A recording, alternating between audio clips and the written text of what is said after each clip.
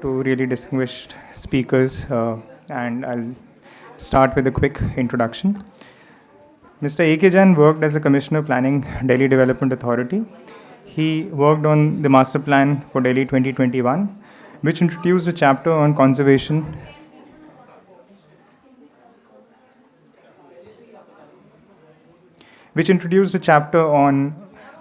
and constitution of a heritage conservation committee. His books, Cities of Delhi, Lutyens Delhi, and Colonial Delhi, document and share his practical experience and rare maps.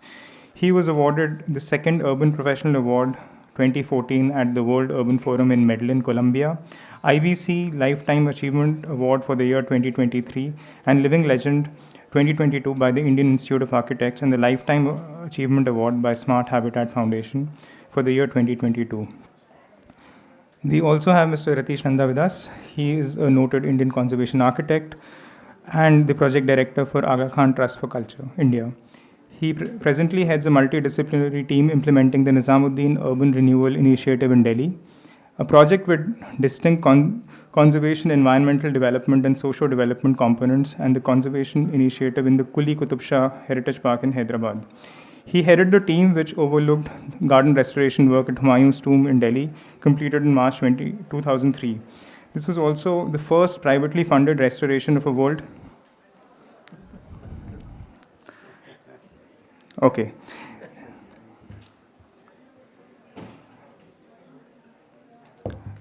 इसके पहले मैं जैन साहब को invite करूं, मैं बहुत माजरत के साथ एक फ़ानी बदायूनी का शेर है जो मैं पढ़ना चाहता हूँ. माजरत मैं इसलिए कह रहा हूँ क्योंकि मुझे शेर पढ़ने का अंदाज़ आता नहीं है, और अच्छा जावेद अख्तर साहब नहीं है क्योंकि उन्होंने कई साल पहले एक नशिस्त में कहा था कि जो शेर पढ़ने का अंदाज़ है वो 5-6 साल की उम्र में आ जाता है, उसके बाद नहीं आता. और मैं तब भी मैं 30 के पार था, तो तब से मतलब कोई उम्मीद नहीं थी. तो शेर कुछ इस तरह का है कि दिल का उजड़ना सहल सही, बसना सहल नहीं जालिम, बस्ती बसना खेल नहीं, बसते बसते बस्ती है.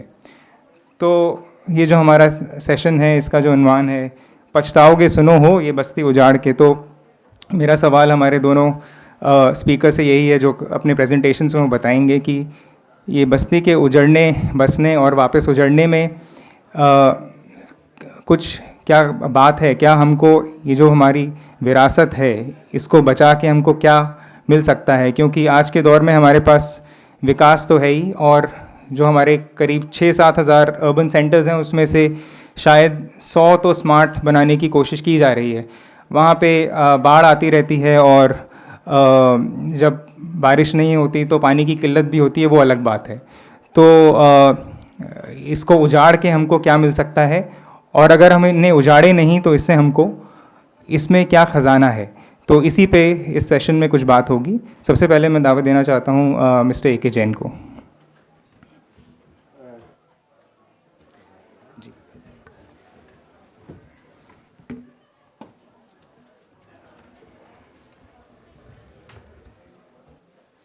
शुक्रिया अंजुमन तरक्की उर्दू ये इतना अच्छा प्रोग्राम ऑर्गेनाइज़ करने के लिए. शुभम मिश्रा जी, रतीश नंदा जी और कई सारे मेरे मित्र जो कि हेरिटेज से संबंधित रहे हैं. तो मैं जो बात करना चाह रहा हूँ, मैं बहुत लिमिटेड स्फीयर में बात करना चाहता हूँ. इंस्टीट्यूशनल और लीगल फ्रेमवर्क कंजर्वेशन के लिए, जो कि बहुत अहम हिस्सा है, क्योंकि हम प्लान बना लेते हैं, डिज़ाइन बना लेते हैं, कंजर्वेशन के रीडेवलपमेंट के स्कीम्स बना लेते हैं, लेकिन उसके पीछे अगर लीगल बैकअप और इंस्टीट्यूशनल बैकअप नहीं है तो हम आगे नहीं बढ़ पाते. एक फ्रेगमेंटेड सा अप्रोच रहता है. नेक्स्ट.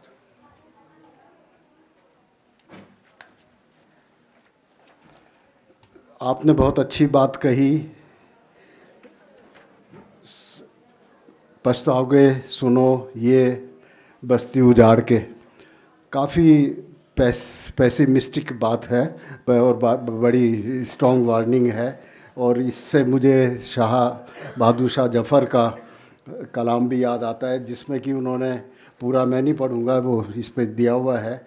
उसमें कहा है कि जो चमन खिजों से उजड़ गया, मैं उसी की फसलें बहार हूँ. ये कई बार हम देखते हैं कि जो शाहजहानाबाद है, जो हेरिटेज है, उसके मुतल्लिक ये काफ़ी फिट बैठता है कि एक जो चमन उजड़ता जा रहा है, हम उसी के बाहर हैं। और आगे वो ये भी कहते हैं कि कितना है बदनसीब जफ़र, 2 गज दफन के लिए 2 गज जमीन ना मिली कुएं यार में। तो ये काफ़ी डिसअपॉइंटमेंट का माहौल हो रहा है इसमें। लेकिन इतना हमें डिसअपॉइंट होने की आवश्यकता नहीं है, हमें रास्ता ढूंढना है।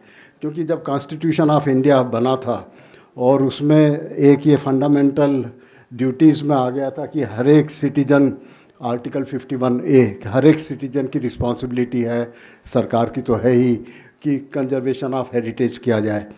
अब नेक्स्ट, दिल्ली के बारे में बहुत सारी किताबें लिखी गई हैं, बहुत बाहर डिस्प्ले भी हो रहा है, बहुत यहाँ पे भी चर्चा हुई है। दिल्ली बार बार बनी, बार बार बिगड़ी, और हमारे पास करीब 16 दिल्ली के अभी हिस्टोरिकल एविडेंस है, जिसमें कि अगर आप शुरू की हिस्टोरिकल और इंद्रप्रस्थ वगैरह को छोड़ भी दें तो 13 दिल्ली ऐसी हैं जिसके कि एविडेंस आज दिल्ली में है। और दिल्ली एक मल्टी लेयर्ड सिटी है, मतलब एक अकेली सिटी नहीं। जब हेरिटेज की बात कर रहे हैं तो हेरिटेज भी यहाँ पे मल्टी लेयर्ड है, मल्टीपल हेरिटेज हैं। नेक्स्ट, तो दिल्ली के हेरिटेज का जब हम स्टडी करते हैं, जैसे कि मास्टर प्लान में स्टडी किया, 1483 स्क्वायर किलोमीटर दिल्ली का टोटल एरिया है, और इसमें 2264 हिस्टोरिकल बिल्डिंग्स है जो कि अनप्रोटेक्टेड हैं, जो कि आइडेंटिफाई की गई हैं इंटैक के द्वारा। और उसमें रतीश नंदा जी का बहुत बड़ा हाथ रहा है। 94-95 में इन्होंने जो काम किया था इंटैक के लिए, वो एक बहुत क्रेडिबल था, और मेरे ख्याल से पूरे हिंदुस्तान के लिए एक इंस्पिरेशन था कि किस तरह से हम हेरिटेज बिल्डिंग्स का डॉक्यूमेंटेशन कर सकते हैं, लिस्टिंग कर सकते हैं। फिर इसके अलावा प्रोटेक्टेड मॉन्यूमेंट्स हैं जो आर्कियोलॉजिकल सर्वे ऑफ इंडिया के अंतर्गत आते हैं, 175 हैं। रिवर, ये भी अपना आप में एक हेरिटेज है, 45 किलोमीटर रिवर यमुना हमारी बहती है। 600 किलोमीटर हमारी ड्रेन्स हैं, नाले हैं, कैनाल्स हैं, जो कि पुराने हिस्टोरिकल हैं। फिर 500 वाटर बॉडीज़ हैं जो कि अभी भी जिंदा हैं, करीब 1000 वाटर बॉडीज़ हुआ करती थी। और 60 स्टेप वेल्स हैं जो कि जगह जगह पे हैं, निजामुद्दीन में भी है, जगह जगह पे हैं। और रिज है 7777 हेक्टेयर, जो कि एक लिविंग फॉरेस्ट है। और करीब 15000 पार्क्स एंड गार्डन्स हैं जो कि कंजर्वेशन के मुतालिक आवश्यक हैं। अब हुमायूं टॉम, जो कि 1563 से बननी शुरू हुई थी, 1571 में कंप्लीट हुई थी। आर्किटेक्ट थे मिर्ज़ा घियास, जो कि बुखारा से आए थे। और इसमें 4 बाग कॉन्सेप्ट की जगह 6 बाग कॉन्सेप्ट अडॉप्ट किया गया था। इसमें काफ़ी काम हुआ है कंजर्वेशन पे, रिपेयर पे, रिस्टोरेशन पे, और ये डायग्नोस्टिक सर्वे हुए, लेज़र स्कैनिंग हुई है, जो कि अपना आप में एक बहुत इनोवेटिव सिस्टम से इसको रिस्टोर किया गया है आगा खां फाउंडेशन के द्वारा। और इसके साथ साथ ही जो इसकी बस्ती थी पुरानी निजामुद्दीन घियासपुर, उसके ऊपर भी काम हुआ है। तो जब टेंजिबल हेरिटेज की बात करते हैं, इनटेंजिबल हेरिटेज, विलेज के लोगों को एम्प्लॉयमेंट दिया गया, वहाँ की वीमेन, वहाँ के बच्चों को प्लेग्राउंड या उनको काम धंधा दिया गया, हेल्थ फैसिलिटीज दी गई, ये सब दिया गया। नेक्स्ट, शाहजहानाबाद इसके बाद आया, 1648 में इसका इनाग्रेशन हुआ। इसके बारे में अभी पिछले सेशन में बहुत चर्चा हुई है। और ये जो आज हम बात करते हैं क्लाइमेट रिसिलिएंट सस्टेनेबल सेटलमेंट्स, ये उसका एक बहुत बड़ा एग्जाम्पल है। क्योंकि यहाँ पे एक तो कॉन्सेप्ट था मोहल्ला, हवेली और कटरा। तो एक कम्युनिटी लिविंग और फिज़िकल फॉर्म, उसमें एक इंटीग्रेशन था। दूसरी चीज़ ये थी कि यहाँ पे कोर्टयार्ड, इंटरनल कोर्टयार्ड्स, वो करीब 33%, एक तिहाई एरिया कोर्टयार्ड्स में था, जो कि उसको क्लाइमेट कंट्रोल करते थे। और पूरा पैटर्न एक जैसे छलनी होती सीव के जैसे था, जिसमें कि गर्मी जितनी भी है वो छन के शाम के टाइम बाहर निकल जाती थी। और यहाँ पे अगर आप भी अभी भी जाएंगे तो 4-5 डिग्री नई दिल्ली से कम टेम्परेचर मिलेगा, क्योंकि यहाँ पे स्ट्रीट्स वगैरह भी शेडेड रहती थी, उनकी चौड़ाई इतनी थी कि वो सुबह शाम तक शेडेड रहे। कई सारे इसमें इजाफे हुए हैं। नेक्स्ट, जामा मस्जिद इसका एक सेंटर पॉइंट था, एक कल्चरल पॉइंट था, एक एजुकेशनल इंस्टीट्यूट था, जो कि सब जानते हैं। नेक्स्ट, शाहजहानाबाद का रेड फोर्ट, इसके बारे में भी काफ़ी चर्चा हो चुकी है, ये भी एक बहुत अच्छी एग्जांपल है। चांदनी चौक, जहाँ पे कि हिस्टोरिकल बिल्डिंग्स तो हैं ही, लेकिन इसमें एक फ्यूज़न भी है, खाली हिंदू और मुसलमान का नहीं, क्रिश्चियन का भी है, या ब्रिटिश आर्किटेक्चर का भी यहाँ पे फ्यूज़न आपको देखने को मिलेगा। नेक्स्ट, 1911 में दिल्ली दरबार हुआ और दिल्ली की को फिर से राजधानी बनाया गया, जो कि कलकत्ता हुआ करती थी, और इसमें अनाउंस किया गया कि नए कैपिटल बनेगी। और उस समय वैल्यूज़ चेंज हो गई, एक आउटलुक चेंज हो गया, एक परसेप्शन चेंज हो गया कि दिल्ली क्या चीज़ है। दिल्ली का जहाँ तक शाहजहानाबाद का ताल्लुक़ है, उसे ये समझा गया कि ये स्लम है। और जो ब्रिटिश मेंटलिटी थी कि ये स्लम्स में लोगों को नहीं रहना चाहिए, इनसैनिटेशन होता है, फायर ब्रिगेड नहीं पहुंच पाती और कई जगह आग लग जाती है, ये सब चीज़ें काफ़ी प्रिवेल हो गई। नेक्स्ट, 1947 में दिल्ली में करीब 5 लाख लोग आए और दिल्ली की काफ़ी शक्ल बदल गई और काफ़ी यहाँ पे हुई, लेकिन गवर्नमेंट ने काफ़ी जागरूकता से पहले उनको ठहराया मॉन्यूमेंट्स में, कनॉट प्लेस के कॉरिडोर्स में, पुराना किले में, जगह जगह पे, और धीरे धीरे उनके लिए 36 रिहेबिलिटेशन कॉलोनीज, राजेंद्र नगर, पटेल नगर वगैरह बनाए। लेकिन हेरिटेज का जहाँ तक सवाल है, उस पर थोड़ा सा इस पे का असर ज़रूर पड़ा, क्योंकि काफ़ी हेरिटेज के बिल्डिंग्स थी, हेरिटेज के एरियाज थे, वो सफ़र करने लगे। रिवर यमुना, जो कि एक नेचुरल हेरिटेज है। नेक्स्ट, चलो नेक्स्ट।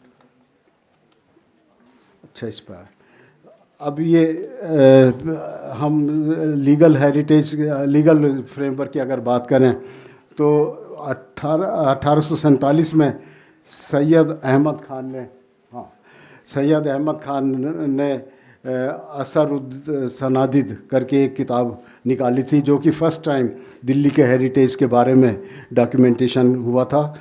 1861 में उसके 4 साल बाद, 14 साल बाद आर्कियोलॉजिकल सर्वे ऑफ इंडिया का ऑर्गेनाइजेशन हुआ और 1863 में रिलीजियस एंडोमेंट एक्ट पास हुआ। 1904 में एंशेंट मॉन्यूमेंट्स प्रोटेक्शन एक्ट आया और इस तरह से 1916 और 22 के बीच में लिस्ट ऑफ मॉन्यूमेंट्स पहली बार पब्लिश की गई मौलवी जफ़र हसन के द्वारा, और टाइम टू टाइम इस तरह से चलता रहा।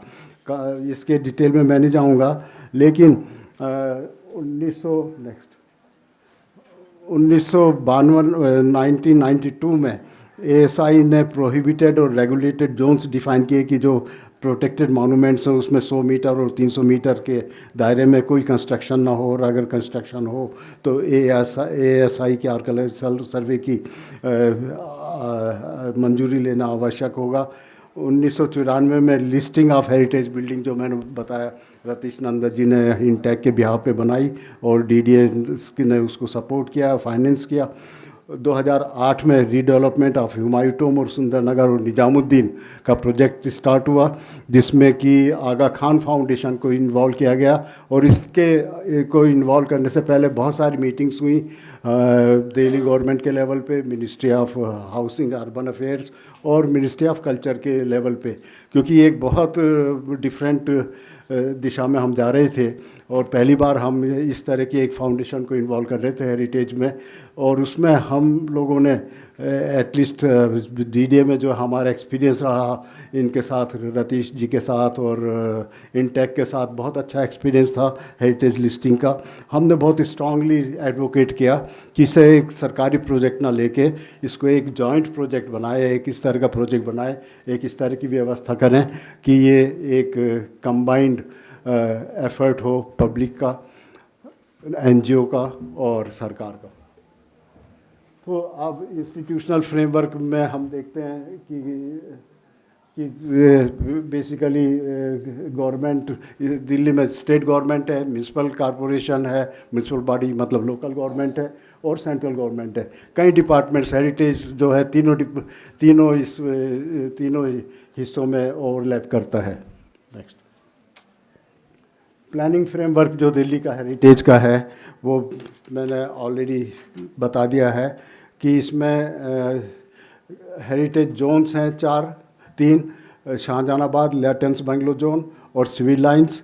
कल्चरल प्रीसिंक्ट्स हैं 8 हैं, आर्कियोलॉजिकल पार्क्स हैं और सिटी लेवल हेरिटेज सर्किट्स हैं। ये मास्टर प्लान का हिस्सा हैं, इसलिए ये लीगली एनफोर्सेबल हैं। नेक्स्ट, इसमें अब 3 प्रोजेक्ट इसमें से लिए जा चुके हैं। एक तो चांदनी चौक का रीडेवलपमेंट जो कि SRDC Shahjahanabad redevelopment corporation Delhi government के बिहाफ पे लिया है।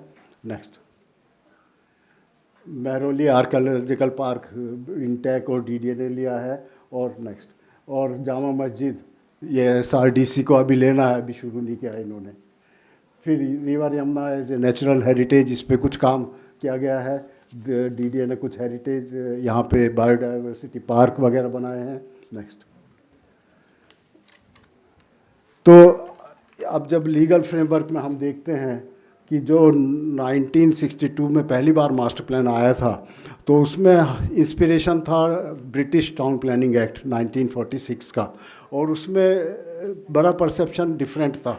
उसमें जो हमारे पुराने सिटी थे उनको ईयर मार्क किया गया अर्बन रिन्यूअल के लिए, क्योंकि वो स्लम के जैसे समझे गए थे।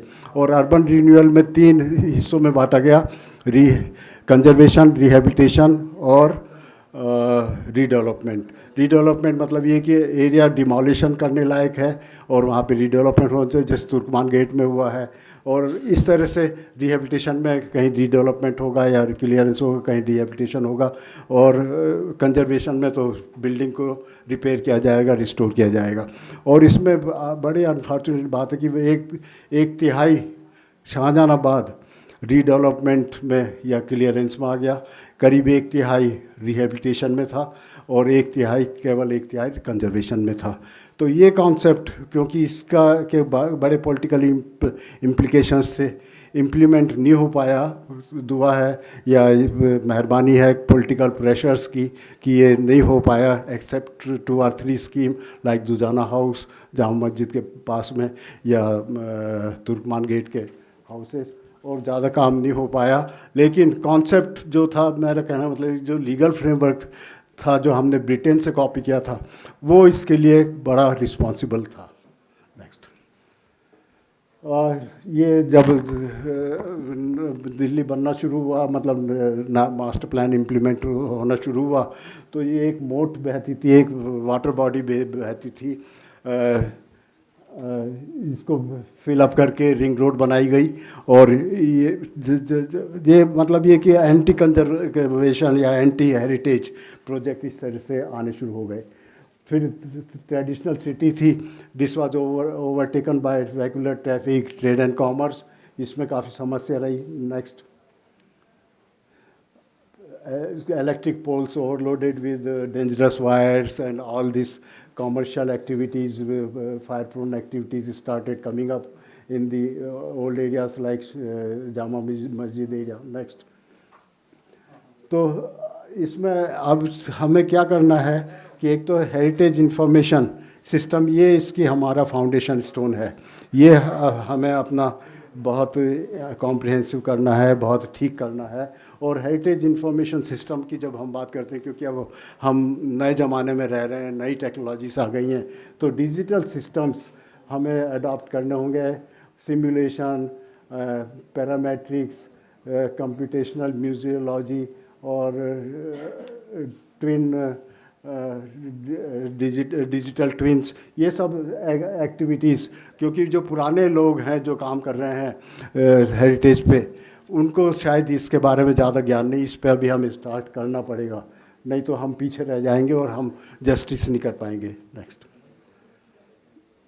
फिर ग्रेडिंग ऑफ बिल्डिंग्स ऑलरेडी हो रही है, होती रहती है, लेकिन इसको भी हमें पैरामीटर्स को रिव्यू करना पड़ेगा, क्योंकि ये बने थे 2001 में ये पैरामीटर्स, और ये कई चीज़ें अब आउटडेटेड हो चुकी हैं।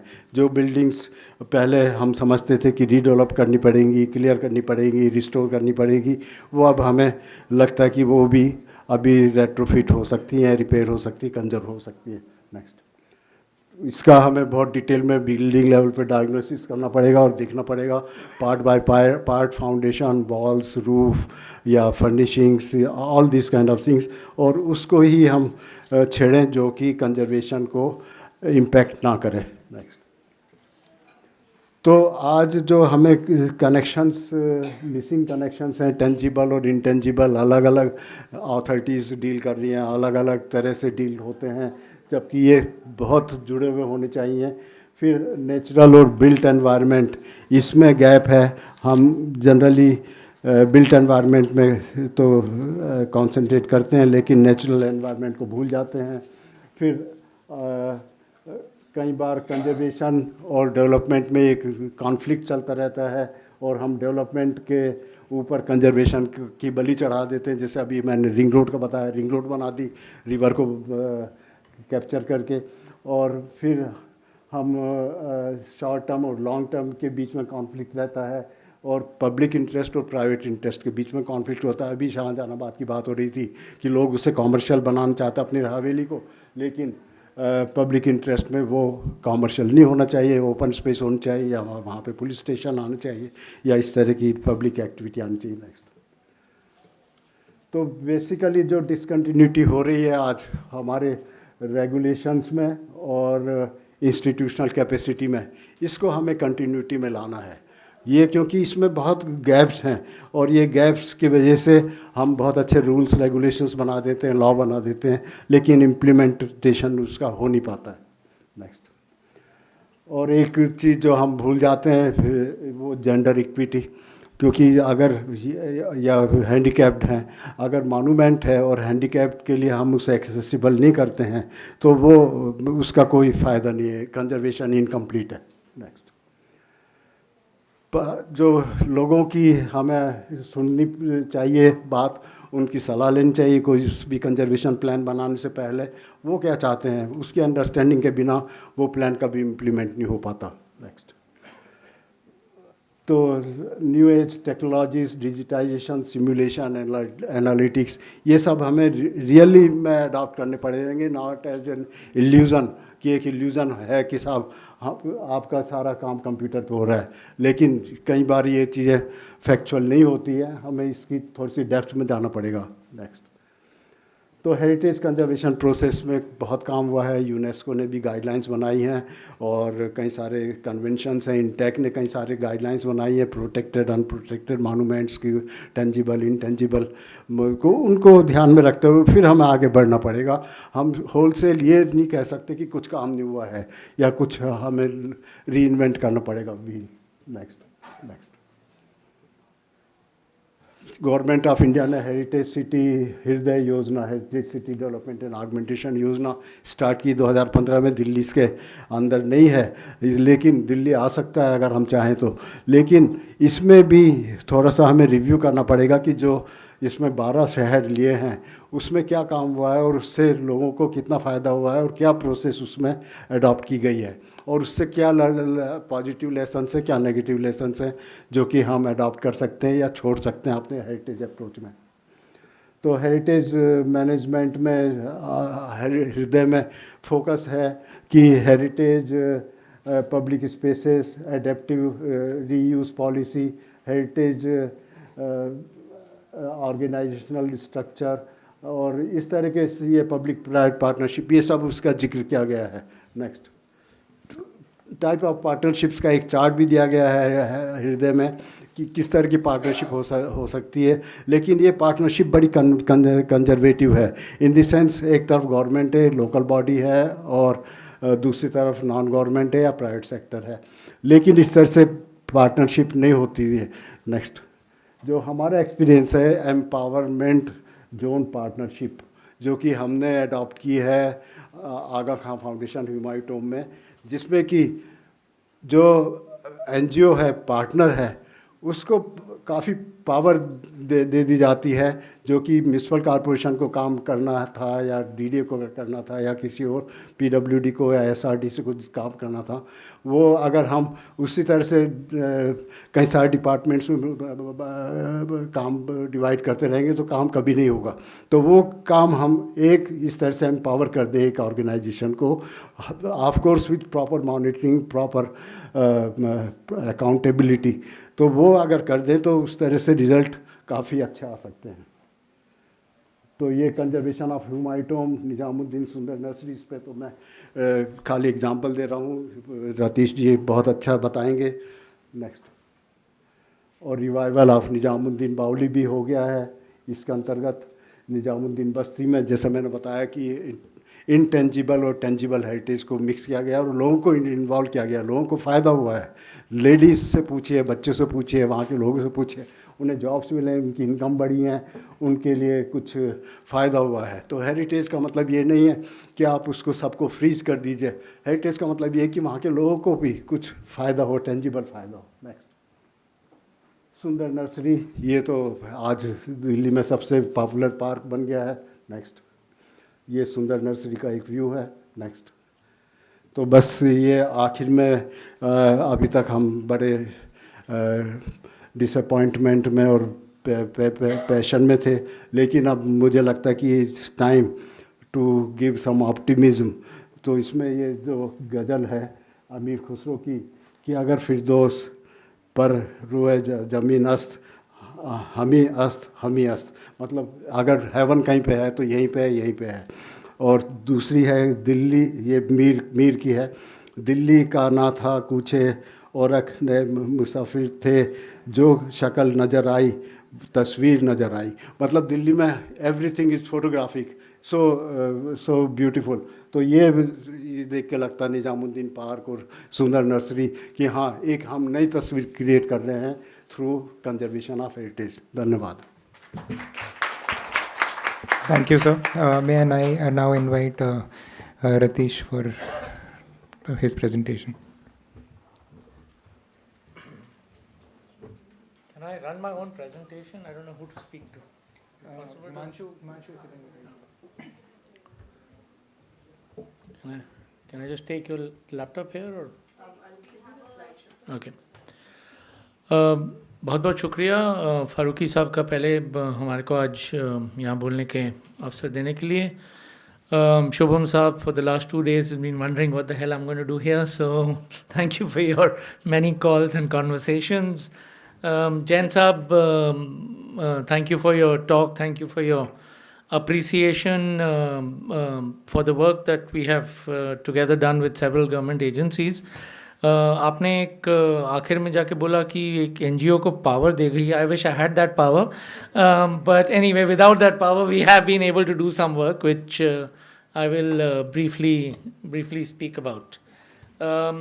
I just find it easier to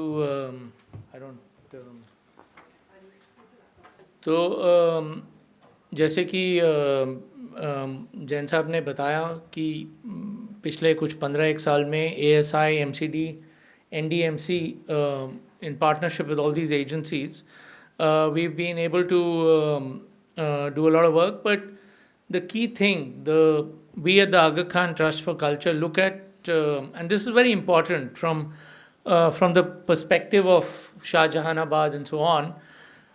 We have been doing these model conservation projects. These are not, we don't want to replace other local NGOs, agencies, academia, etc.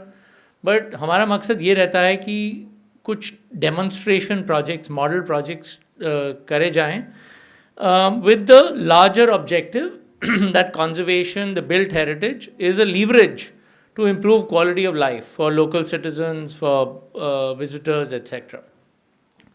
So in 1997, the Archaeological Survey of India requested us to work on the Humayun's Tomb garden restoration. We finished that. I'm sure all of you have been to Humayun's Tomb. And then in 2004, the then Prime Minister of India, who was also the Minister of Culture, requested His Highness the Aga Khan कि हिंदुस्तान में कुछ और काम किया जाए culture की field में public private partnership के मॉडल में. So this was really music to our ears. It was something that we do all over the world. And after lengthy discussion of almost all of 2004 and 5, हमने कहा कि हम इस जगह एक project करना चाहेंगे, which is Humayun's Tomb, Nizamuddin, Sundar Nursery and so on. तो ये आर्किटेक्ट हिमनीश दास का स्केच है. ये it tries to depict this area in the 19th century, 100 years ago. And essentially 100 साल पहले तक इस एरिया में नदी was the major thing, and along the nadi were all these garden tombs in close proximity to the Dargah of Hazrat Nizamuddin Auliya. So 2005 we started talking to the ASI, MCD, DDA, CPWD to do this project, and we chose finally after 2-2.5 साल लगे इसको सिर्फ MOU को sign करने के लिए. But उसमें हमने पिछले 15 साल में जो काम किया है वो एक तो हुमायूंस टूम्ब ensemble में किया है, एक गवर्नमेंट सुंदर नर्सरी में किया है, and finally the principal topic of today's conversation Hazrat Nizamuddin बस्ती में किया है. So the three, for those of you who don't know Hindi, the three project areas that we undertook were a contiguous whole of Humayun's Tomb, Sundar Nursery and Nizamuddin Basti.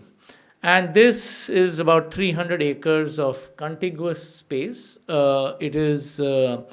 And to do this work, we had to partner with not one agency, but several agencies.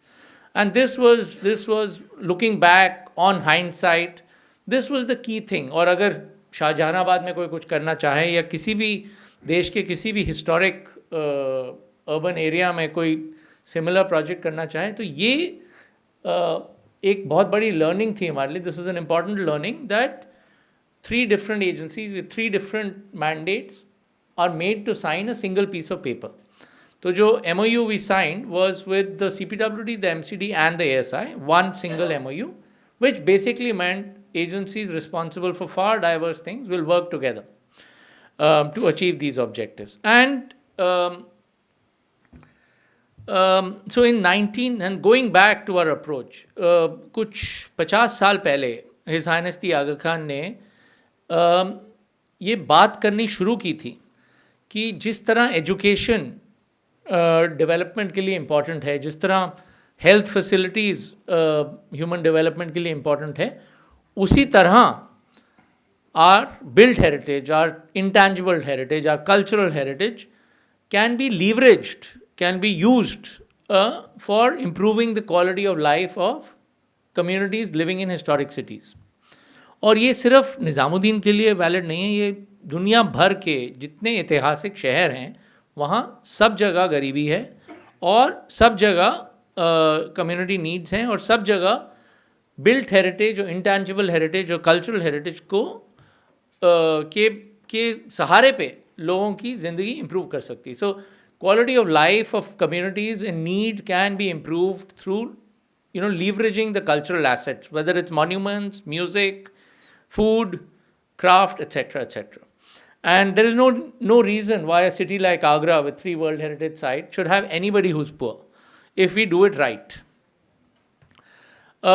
In the process of doing this project, we have actually been able to fulfill 15 of the 17 Sustainable Development Goals, which was not an intention. This was done, as a byproduct of what we were doing. And this, any government, all governments in the world are really committed to be doing this. And we share a lot of this information just so that that people can learn from this example. Atul Khanna Saab owes me a lunch for taking that photograph. I'll come and do that lunch with you sometime. It's a deal. Okay, thank you. And of course, our key thing, I mean, we chose to work in Nizamuddin, we chose to work in this part rather than the 50 odd sites that the government of India had offered us. So the 2004 ने प्रधानमंत्री ने आगा खान साहब को बोला कि और काम करिए, उसके फॉलो अप में सरकार ने, भारत सरकार ने, मिनिस्ट्री ऑफ कल्चर ने हमारे को 50 साइट का ऑफर दिया कि इसमें से आप कोई भी ले लीजिए। पर हम भी वापस इधर ही आए क्योंकि वो 50 में से 49 साइट में ऐसी कोई पोटेंशियल नहीं था जब हम मॉन्यूमेंट के कॉन्जर्वेशन को एक कम्युनिटी के साथ जोड़ पाएँ। So this was quite a shock to us. You know, in India, you assume there are communities with heritage, but out of the 50 sites offered to us by the Ministry of Culture in 2004-05, not only one site, which was Bidar, was something that had a community that was a needy community and could benefit from the conservation work. Humayun's tomb was not on that list of 50, but we chose to come and work here. So in the time, we built many partnerships. We received funding from the Tata Trust, for example, for Humayun's tomb. ऊपर कलश से लेके foundation तक, नींव तक एक एक चीज़ की मरम्मत करने की ज़रूरत पड़ी थी हमारे को। और ये सब हिंदुस्तान का पहला प्रोजेक्ट था। This was India's first project where the private sector was undertaking a conservation of a national monument. और यहाँ एक दो लोग ऐसे हैं इस ऑडियंस में जो जिनको ये अभी भी चुभता है, but regardless of them, the fact is if India's heritage is to survive in perpetuity in future, then it can not be the government responsibility alone. अगर हमने आपने पिछले लेक्चर में सुना शाहजहानाबाद में हवेलीज़ का हो रहा है, आप आसपास देखते हैं कितने हमारी इमारतें खंडर हो रही हैं। वो इसलिए हो रही हैं मेरी राय में कि जो लिबरलाइजेशन हिंदुस्तान में 1990 से आई, वो लिबरलाइजेशन कल्चर मिनिस्ट्री तक आते आते रुक गई। सो अभी भी after 25 years of our working, we remain the only private agency who's worked on any national monuments. और हमारे कंधों पे पूरी देश की कल्चरल हेरिटेज नहीं बचेगी। So we came up with this approach that if our heritage is to survive in a better condition than what we inherited it in, then we need to go back to the original craftsman. तो पिछले 15-16 साल में हमने कुछ 16 लाख दिहाड़ी craftsman की employ की है। About 1.5 to 1.6 million man days of work we've used of master craftsmen to restore the 60 odd monuments here and similar numbers in Hyderabad, which means about 75-80% of our costs actually go back into craftsman wages. अब यही चीज़ अगर आप शाहजहानाबाद में करना चाहें तो it's a win-win-win-win situation for everybody. It's a win situation for the house owners. It's a win situation for craftsmen. It's a win situation for employment creation. It's a win situation for tourism. So what we have tried to demonstrate in our projects, both in Delhi, Hyderabad, and elsewhere in the world, is how conservation can really fulfill several, not one, but several government objectives. एक conservation करने से हम कई government objectives इस्तेमाल कर सकते हैं। निज़ामुद्दीन की बात करें तो हमने सबसे पहले, इस ऑडियंस को ये समझना बड़ा ज़रूरी है कि जब हमने निज़ामुद्दीन में काम किया तो वहाँ एक डीसी साहब होते थे। तो उन्होंने मीटिंग बुलाई कम्युनिटी की कि आगा खान ट्रस्ट यहाँ आके काम करेगा और मैं आगा खान ट्रस्ट को बोलूँगा कि जहाँ पार्क हैं वहाँ मल्टी स्टोरेड मकान बना दिए जाएँ और जहाँ आप लोगों के घर हैं वहाँ हम पार्क बनाएंगे। So, 1960s, 70s American planning where everybody ghettos are taken into a multi-storied block. And so that was the situation in which we started working in Nizamuddin. So everybody already hated us, which is sometimes not so bad a thing, but in this occasion it was a real nightmare. तो हमने पहले 2-2.5 साल conservation, buildings, heritage का नाम ही नहीं लिया। हमने उन 2-2.5 साल में 500-600 मीटिंग करी, हर आदमी से मिले, हर आदमी से बातचीत की, every event we went to, but we never talked about conservation till the Baoli collapsed. तो फिर जाके 18 महीने after our MOU was signed, the Baoli collapsed. So अब दिल्ली में कितनी बाउलियाँ हैं? जैसे नहीं, अभी 60 हैं, नहीं है? हाँ, तो 100 साल पहले तक दिल्ली में करीब 100 के करीब बाउलियाँ थी. अब मेरे हिसाब से 2 दर्जन या 35 बची हैं. शुभम को ज़्यादा पता होगा. 34.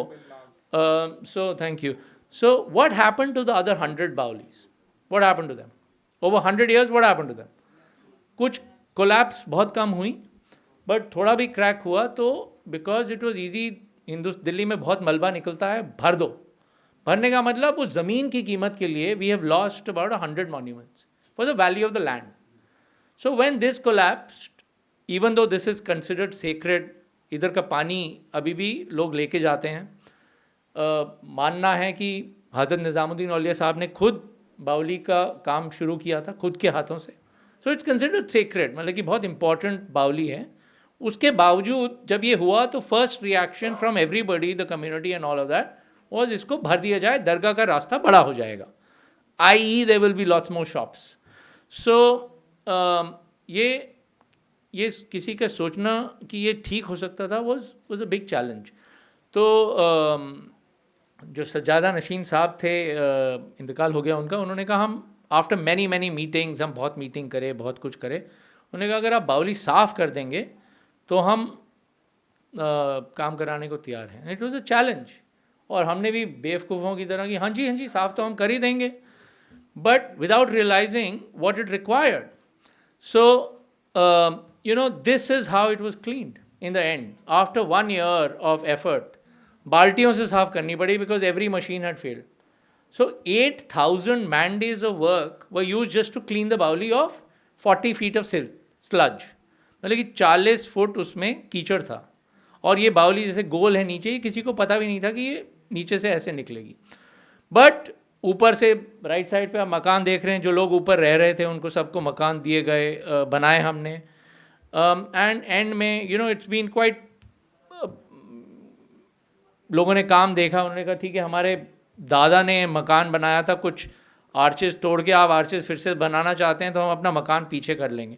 So this was real impact on the community which was understanding of how to do this. Other major project here was the 64 खंबा. ये 64 खंबा को जेल हो गई थी कुछ साल पहले. लोग जा रहे थे अंदर तो लोगों ने दीवार खड़ी कर दी कि इसको जेल कर दीजिए. तो इसको मतलब कि दो before and after picture is really a very simple thing to do कि let people at least see it. But for many years nobody could even see, कोई देख भी नहीं पाता था इस मॉन्यूमेंट को. एंड ये this is one of the most challenging conservation effort that I've ever done, or we have ever done, sorry, because this was a huge team effort.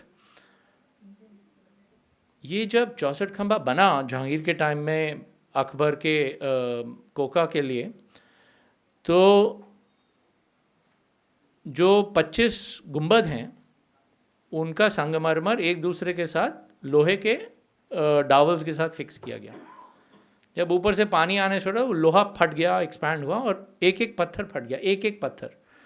तो कुछ 4-5 साल में हमने एक एक पत्थर को पूरे हर 25 डोम को डिसमेंटल किया और 25 डोम को आयरन डावल निकाला. हर पत्थर, एवरी स्टोन वाज रिपेयर्ड, और फिर उसको जो बॉटम राइट पे पिक्चर है उसको वापस लगाया. ये काम हिंदुस्तान के सिवाय कहीं नहीं हो पाता क्योंकि द कारीगरी, the cost would have been just too much. इसमें 100% जो हमने खर्चा वो कारीगर की वेतन में खर्चा. And it's a very fine building and we created a performance area. कई कवाली फेस्टिवल हुए इधर. So this is something that is not an isolated museum monument. It is a monument that now becomes a backdrop to celebrate the Qawwali intangible heritage of that space. Qawwali यहीं पैदा हुई. हज़रत अमीर खुसरो ने यहीं कवाली की ट्रेडिशन को कायम किया. दरगाह है. अगर आप मुझे 5-6 साल 7 साल पहले पूछते कि आपका दरगाह की कम्युनिटी के साथ कितनी दोस्ती है तो मैं शायद कुछ नहीं कह पाता. बट 2014 में 2015 में हमारे को ये जो मेन मस्जिद है दरगाह की उसको मरम्मत करने के लिए आमंत्रित किया गया। और ये शायद हिंदुस्तान का पहला आबाद मस्जिद है जिसका प्रॉपर कंजर्वेशन, साइंटिफिक कंजर्वेशन हुआ है। This is probably the first living mosque in India which has been conserved. This is not a protected monument. So we had to remove tons and tons of paint, we had to repair stone, we had to put back missing pieces of stone. This picture shows you the before after. We removed tons of cement plaster from the dome and everywhere, revealing incredible stuff that had been hidden away under plaster and paint layers. And this was a very important project क्योंकि हमारा मानना है कि करीब 30-40 लाख लोग इधर मस्जिद पे हर साल नमाज पढ़ते हैं। तो टू हेल्प द उम्मा understand the significance of conservation, this was a major effort. उसी तरह रहीम का मकबरा है, हम सब रहीम के दोहे पढ़े हैं, पर उनका मकबरा इधर पूरी तरह खंडर हुआ पड़ा था।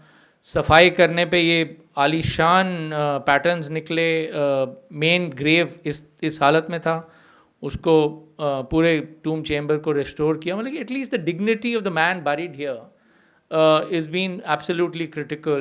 This is the ceiling, almost 90% of it is original, just been clean, taken many years of work.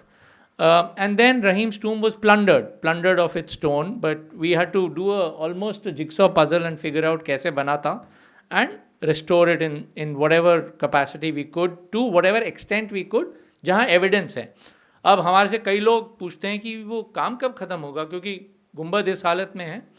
और हमने भी कई चीज़ें लिखी हैं, there is a lot of writing from us in the public domain on this, but critically हमारा काम यहाँ रोक दिया गया क्योंकि काफ़ी आर्कियोलॉजिस्ट का व्यू पॉइंट ये था कि ये पत्थर एक बार निकल चुका है तो इसको वापस नहीं लगाना चाहिए, विच आई डिसएग्री विद पर्सनली। और उम्मीद करते हैं आज से कुछ साल वाले 30, 40, 50 साल बाद कोई ना कोई इस गुंबद को पूरा करेगा। So we created a exhibition explaining Rahim's thing, we wrote books and then we illuminated. तो लॉन्ग ये खंडर मॉन्यूमेंट था, कोई नहीं देखता था, आज की डेट में it's quite visible. And finally दरगाह के इतनी बड़ा सूफ़ी एरिया है, तो ये culture was a big part. बच्चों को ट्रेन किया हेरिटेज वॉक्स लेने के लिए। पिछले साल this group of youth have walked around 7,000-8,000 people through Nizamuddin explaining their heritage. We been able to do a major oral history with the support of UNESCO, oral history project where we documented 25 people। और 15 साल बाद काम करने के बाद भी ऐसी कई चीज़ें पता लगी जो हिस्ट्री बुक्स में नहीं है, and which is the significance of a oral history thing. जब हमने काम शुरू किया तो again I said the key thing is to improve quality of life. One of the first things that we did a baseline survey, and we realized less than 1% of women had any sort of economic opportunities.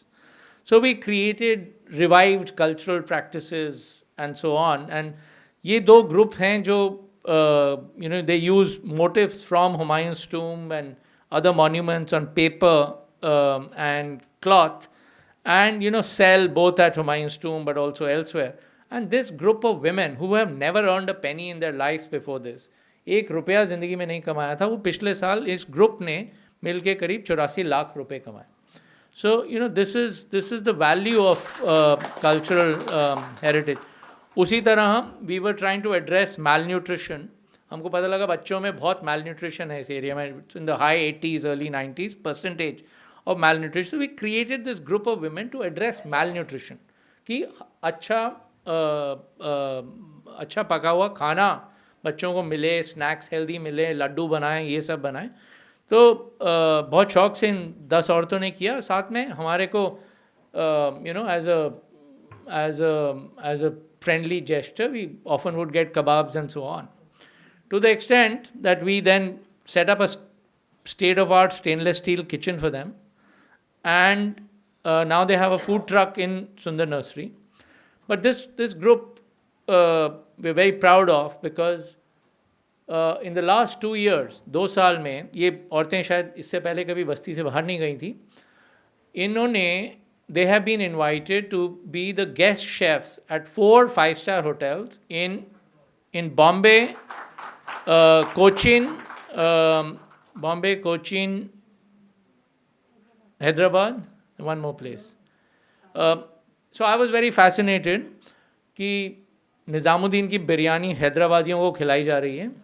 But this is the potential of both in culture to both build bridges, and whether it's music, food, anything. So it's a group we are proud of. Many years we celebrated the Basti's heritage with these living melas and school groups and so on. And finally, we also very valid, very important for any historic town, especially Shahjahanabad. We realize that अब आप में से कितने लोग हैं जो पिछले एक महीने में किसी भी पार्क गए हैं? Okay, 1 month everybody's been to a park except of course my own people, which is fine. But तो हमने जब सर्वे किया तो हमको पता लगा कि बस्ती में 1% लोग हैं, 1%, who had been to a park in the last 1 year. So, you can imagine the psychological impact of that. So, we realized that parks तो थे, but उनको सब कुछ, जैसे पिक्चर आप देख रहे हैं लेफ्ट पे, they were all occupied. So, after a lot of effort, we landscaped these parks for community use. और ये काफ़ी बड़ा एरिया बन जाता है. And of course, the Basti people have access to Sundar Nursery today with the annual pass of 1,000 rupees only, which we subsidize.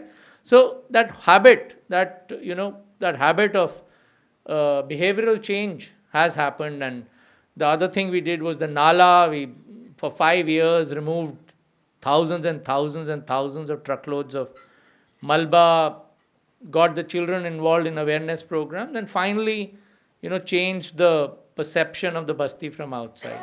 अगर आप हमारा जो Aga Khan Trust for Culture का जो वर्ल्ड वाइड अप्रोच है, the major difference between us and other agencies such as UNESCO or any other traditional agencies, conservation agencies in the world, एक बहुत significant difference है when you look at conservation or people. Every agency says somehow किसी तरह जो local community है उनकी मदद से हम conservation करेंगे. तो ये पूरी दुनिया में effort कई साल से हो रहा है कि लोकल कम्युनिटी को रिस्पॉन्सिबिलिटी दे दी जाए और वो हमारे मॉन्यूमेंट्स की, हेरिटेज की देखभाल करेंगे. Now how many people in a area like Nizamuddin would be able to spare the time और द एफर्ट टू सर चलिए मॉन्यूमेंट की चौकीदारी करिए. So our approach world wide is diametrically opposite. हम ये कहते हैं कि जहाँ मॉन्यूमेंट हैं हम ये देखते हैं, ये कोशिश करते हैं कि मॉन्यूमेंट या कल्चरल हेरिटेज, म्यूज़िक, फूड, ये सब लेके जो लोग हैं उनकी मदद कैसे की जाती है. It's a diametrically opposite approach. And nobody is concerned about a monument if you don't have a toilet. 25% in Nizamuddin did not have toilets. This was the condition of the public toilet. This is a place where you get 4 million annual pilgrims. So one of the first things we did was rebuild the community toilets, and this was long before Modi ji made it a Government of India mission to build toilets. But उससे पहले हम ये कर चुके थे, from this toilet to this toilet. So other things, planning things which I will ignore, but education, हमने पूरा municipal school बनाया और यहाँ से 30 बच्चे अमेरिकन यूनिवर्सिटीज़ जा चुके हैं. क्यों? क्योंकि उनको art and education, computers, physically a nice space, or and English education. So the Americans paid for 700 kids to learn 6 hours a week of English for 2 years. And this is real English proficiency. These are first-time English learners. We've taught English, mathematics, and computers at the various madrasas that run in Nizamuddin. We've also given the youth of Nizamuddin a chance to learn trades, and about 3,500 of them have got jobs as a result of this. And finally, we address the health issues. Over the 15 years we work, हमने एक health clinic शुरू की, जान के कि इस area में health facilities की नीड है. और इस एरिया की पॉपुलेशन वैसे 20,000 है, पर आप 40,000 मान लीजिए होमलेस वगैरह को मिला के. Now this health clinic that we set up with all of that was used during this 15-year project that we ran it by over 750,000 people. Itni, like with, because 29 free tests, specialist doctors, gynecologists, ENT, ear doctor. So 750,000 individuals. People were coming from far in UP and Bihar to come and, get their test done, because it just puts everybody into debt. These women played an incredible role during COVID. Incredible role. जब Covid शुरू हुआ, दरगाही मरकज़ पे 2-3 हज़ार लोग, दरगाही तबलीगी जमात की दरगाह पे, there were a lot of people living. But in the Basti, for the first year, these women made sure that not one Basti resident got COVID. And this was house to house and so on. And, women power at full display here. And this has led us to receive, some critical UNESCO awards. And I will stop there, if that's okay. Thank you.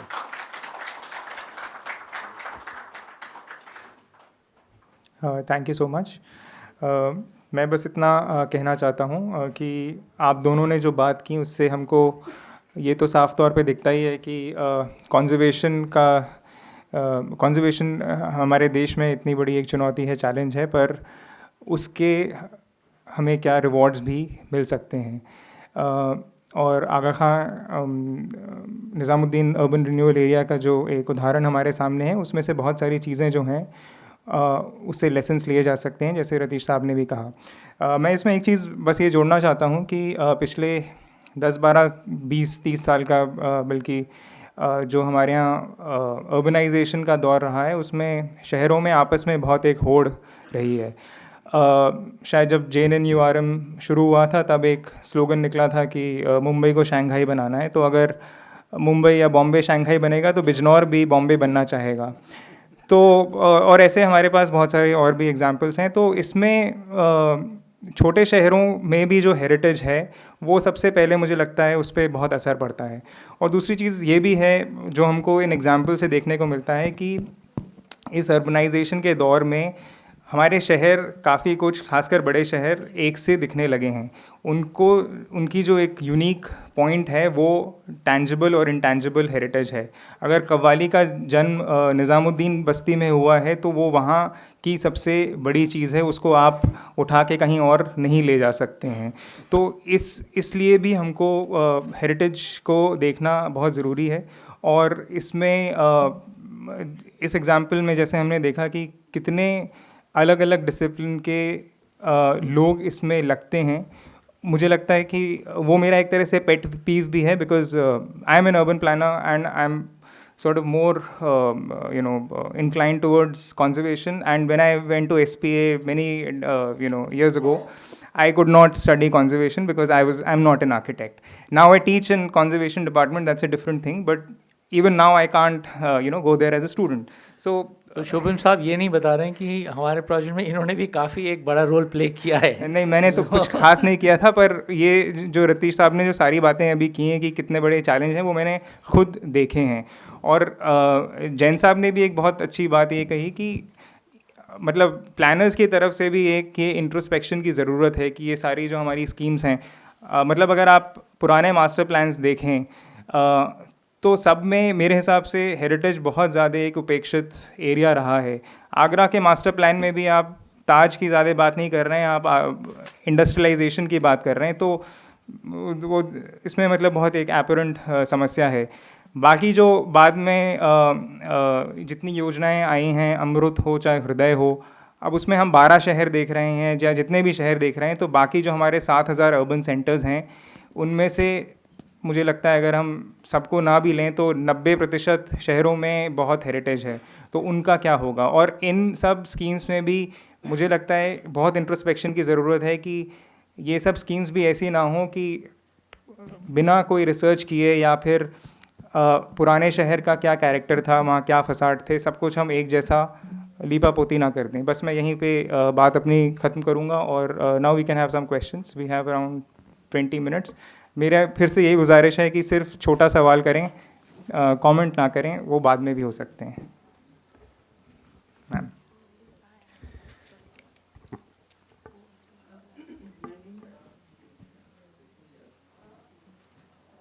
My name is Aditi Desai. I am from Delhi University. I'm a sociologist. I lived in Old Delhi in Shahjahanabad for 2 years during the emergency. The Turkman Gate happened in front of me. And going forth, after my marriage in 79, in 84, I worked in Chauset Khamba. I ran for Seva Delhi, non-formal education center. Now my question is, so I'm just telling you of my engagement with Delhi and with, I'm not a town planner, but from a point of view of a social scientist, and also being a lover of Delhi. The problem firstly, big congratulations to Aga Khan Trust. I think it has done an amazing, amazing job. Where do you go from here? In the sense, is this project over or it's halted? And can you take on more things? And what are those things in relation to expanding what is happening, in this Nizamuddin area? My own experience is, because Shabnam Hashmi and other people have been working in education and so on, which I've also followed, there used to be a lot of drug problem. A lot of children were on drugs and so on and so forth. So has the work that you have done seems to have transformed the place. Has it had any impact on poverty, on rank poverty, and on the drug problem? It was rampant. The other thing I wanted to mention is about intangible heritage. You mentioned Bijnor in the passing, but I've been working with Rafugars of Najibabad and also with Kashmiris, Kashmiri shawl makers and Rafugars, etc. And this town was built by Najibullah in 5 years, in 1760s or 50s or whatever. So mid 18th century, and it has a killa, it has Charminar, which was fantastic, and they are in rank ruins. There was this thing like a Mahal Sarai, and so many monuments which could compare with what Agra was, and they are in very bad state. In terms of intangible heritage, once these Rafugars learnt the art of Rafugari from the Kashmiris, and they went, Najibullah cut a route from Kashmir to Calcutta via Najibabad, and they accompanied them, and slowly the entire town was a town of Rafugars, became a town of Rafugars over 100 years. Today, there are barely 20 Rafugars to 30 Rafugars left in the whole of India. So that intangible heritage, it's a craftsman, nobody is talking about how to conserve that, and it is really under threat. Thank you. So where do we go from here? I think there were lots of questions there, but the drug problem in Nizamuddin, it's really the drug capital of Delhi, because all these big drug dons operate from there and live there. Does anybody know of this? That Salman Khan had an accident. How many people heard of it? Gypsy chada di thi, ek jeep chada di. So that jeep to Salman Khan was given by the drug lord of Nizamuddin. So it's that level of reach. So it's something which we've addressed through clearing up the area. So drug lords thrive on it being a ghetto. So by cleaning up the parks outside and so on, we force the drug trade to move elsewhere. And with that, the kids of Nizamuddin are probably safer. But we continue to work on issues such as mental health and drug thing. Where we go from here, we are the disposal of the government or various governments, and we will do whatever we are requested of by the government. But critically, this has been a demonstration project. So we Lahat are, Khan ke sorry, but we are in the process of sharing a lot of our knowledge and case studies and so on over the next few years, so that this work can be replicated by other agencies elsewhere in the country. Yes, ma'am. A very simple question. I'm Dr. Vandana Agarwal. I retired from Delhi University and I stay near Ashram Crossing. So I have been frequenting this area coming from Ashram to Nizamuddin, and it's really a commendable work because you've conserved that portion. But the difference that I've found is now in the town planning, because if every project should not be linked to tourism, because we are living in a city, the outskirt areas are not, you don't have that much of space. So that was my concern, because now on the weekends, it's very difficult to cross that area and I have to take an alternate route.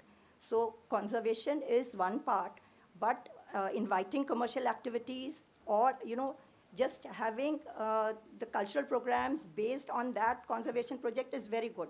But inviting commercial activities, we have to see according to the area that is there. It is not straining the already strained city because we don't have so much of spaces. That is my concern. No question there.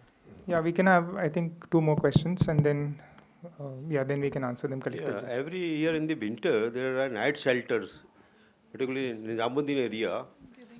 जो night shelter होते हैं, क्या इनके लिए कोई permanent इंतजाम नहीं किया जा सकता है? मोस्टली इनमें लेप्रोसी के पेशेंट होते हैं या बेगर्स होते हैं, अगर इनका परमानेंट कर दिया जाए तो that can be also resolve. And every year spending money same and wastage of money, why not to have some project to make some permanent thing? आपका सवाल किन से है ये?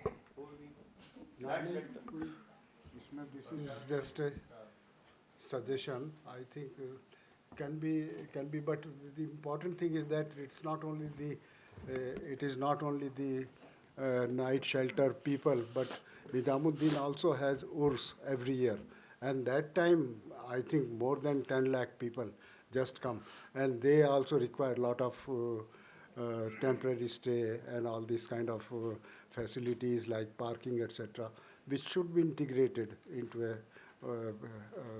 wholesome and workable plan.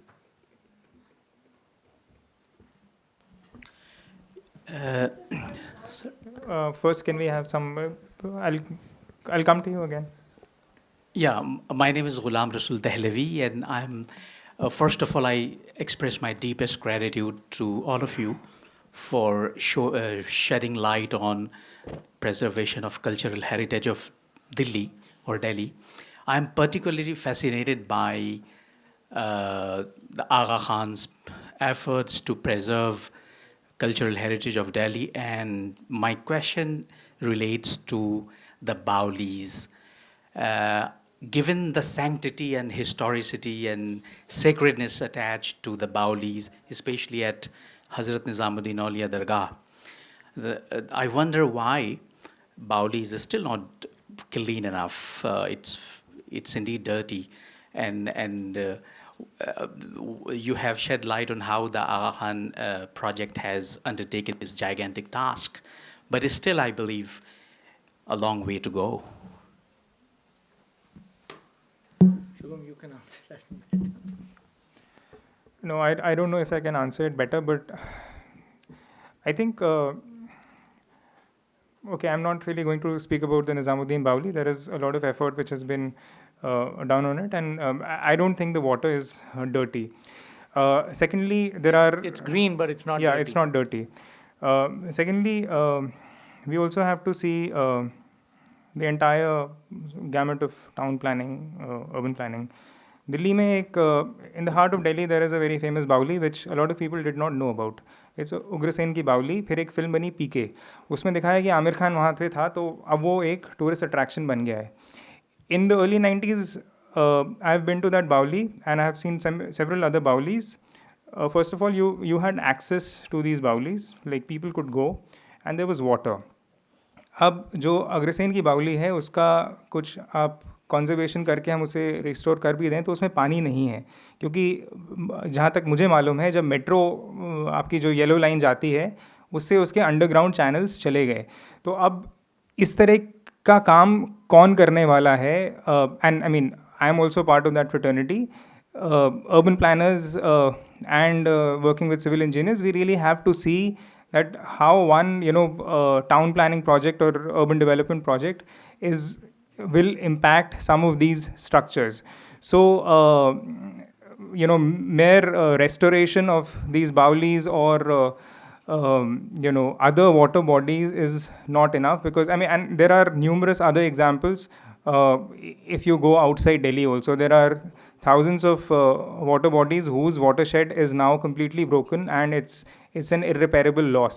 So I think we need to be a little more sensitive towards these things, and a lot of this also has to do to the kind of to the curriculum, what we are taught in planning and architecture schools and colleges. और ये मतलब काफ़ी बड़ी एक समस्या है। ये समझना ज़रूरी है कि मतलब पानी कहाँ से आता है, सिर्फ नल खोलने से नहीं आता, और सिर्फ ये प्लम्बिंग की समस्या नहीं है। शहर में पानी कहाँ से आता है, वो कहाँ जाता है, ये सब एक बड़े स्तर पे समझना ज़रूरी है। फिर मुझे लगता है कि जब आप प्रोफेशन में आएंगे तो थोड़ा और हमारी सेंसिटिविटी इस पे होगी।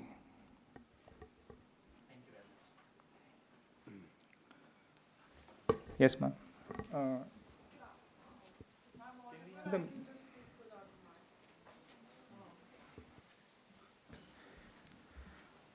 What I wanted to ask was, how do you factor in disability into these projects, these conservation projects? On the one hand, I understand that there's a certain sense of integrity and historicity which you have to bring to a conservation project, but on the other hand, there is a living need for a certain class of people to be able to access these buildings or these built structures, whether it may be monuments or it's living spaces of whatever kind.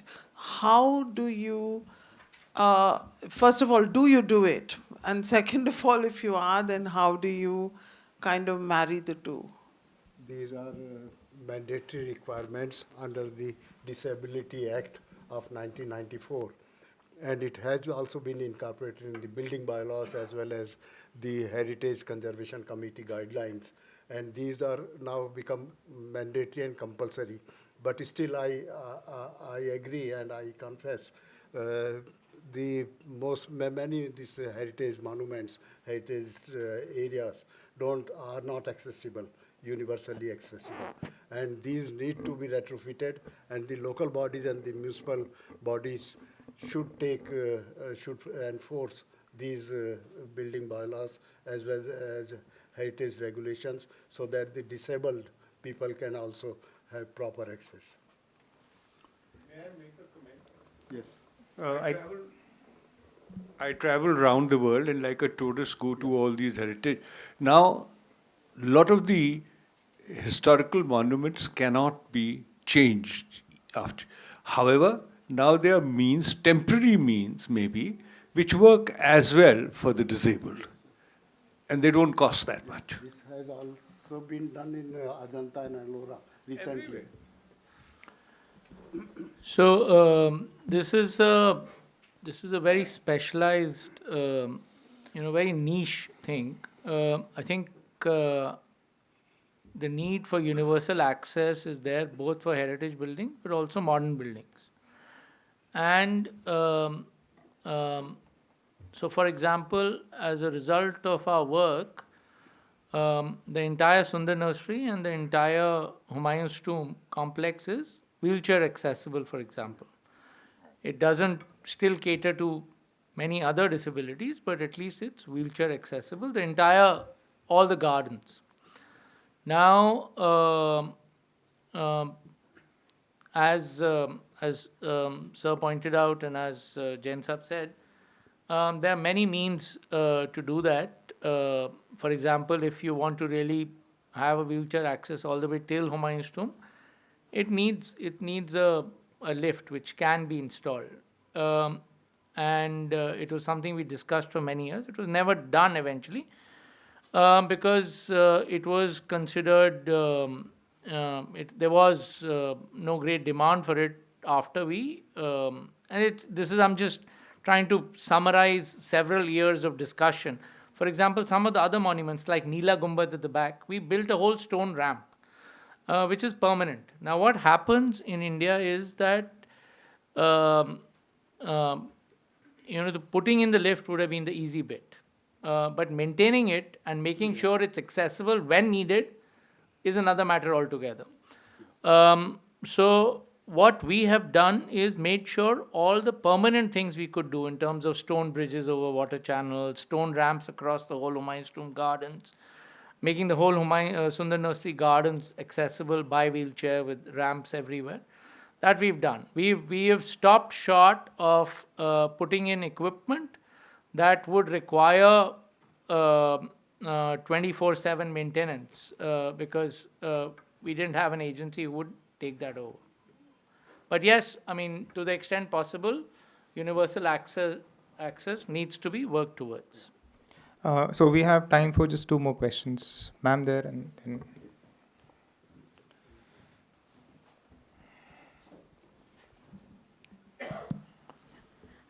I have a question for Mr. Jain about how, in the last couple of years, the approach to the development plans, especially with the new one that's meant to be up to 2041, I think, has the approach changed, especially in terms of integration of your heritage and your sustainability, both built and natural, but also looking at it in a more integrated manner, like Shubham, I think, was talking about the Baulis and the channels and the metro development. So has there been a change in the approach to which these development plans are now being made?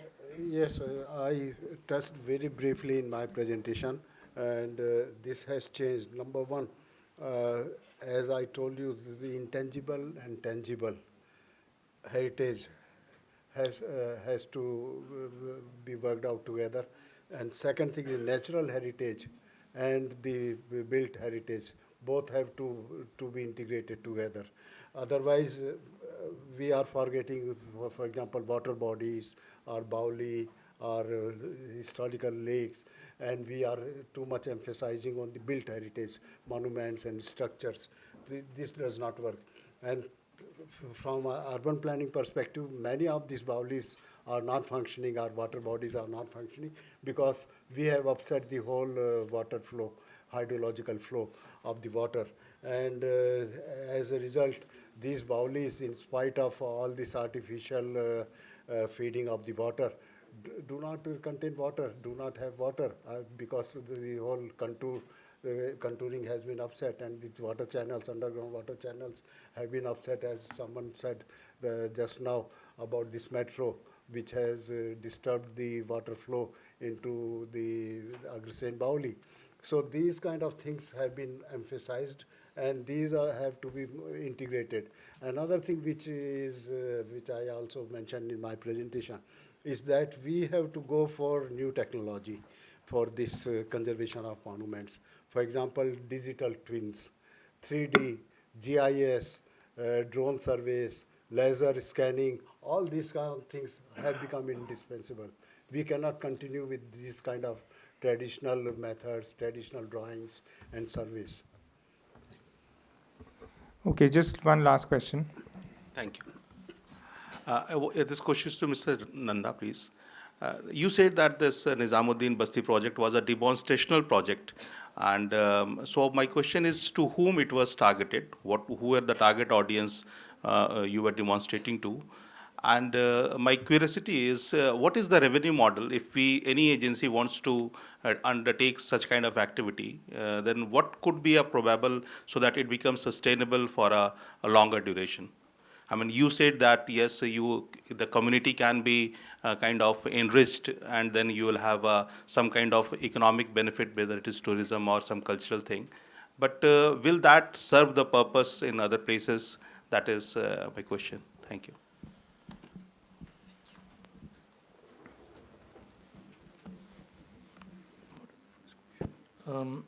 Just to Who it was addressed to? demonstration, yeah. Two questions. Who was it demonstration to, and the revenue model.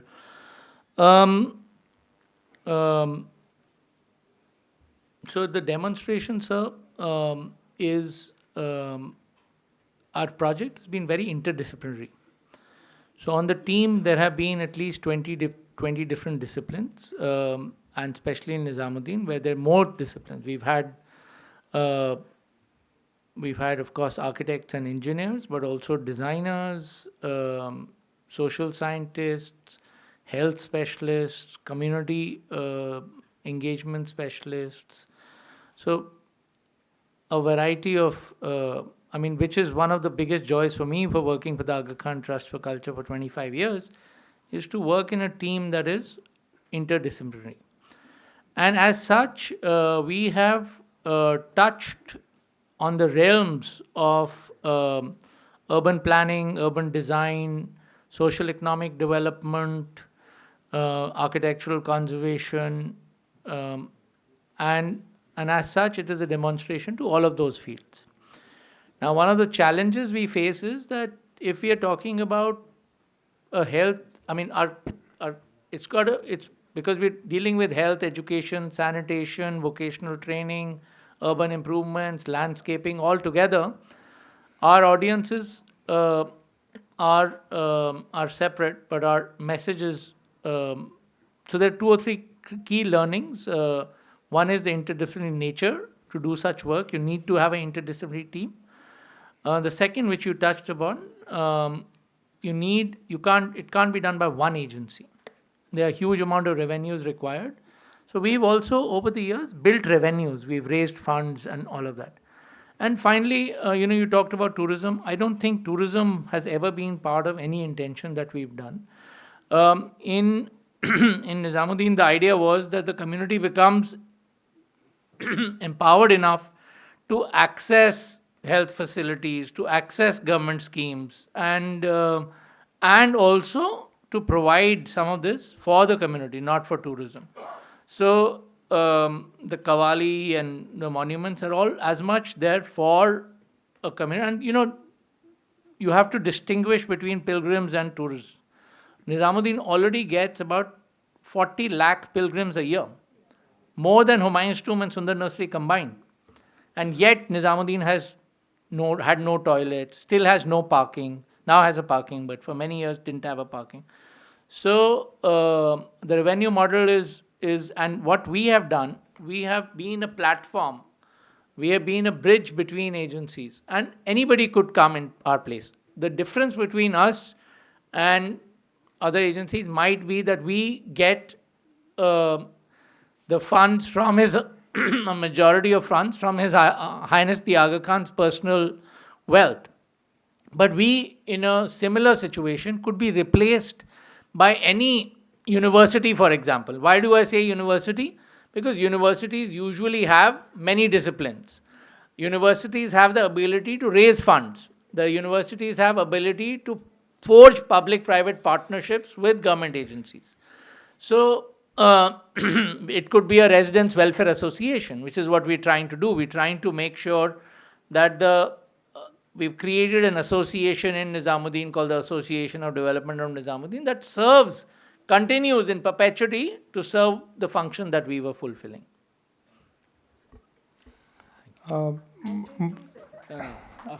आप बाद में कर लीजिएगा. मुझे कहा गया है कि अब हमको, क्योंकि हम वैसे ही 5-7 मिनट हम ऊपर हो गए, तो मैं आप दोनों का बहुत बहुत शुक्रिया अदा करना चाहता हूं, और आप सबका भी कि आप आए और आपने हमको सुना.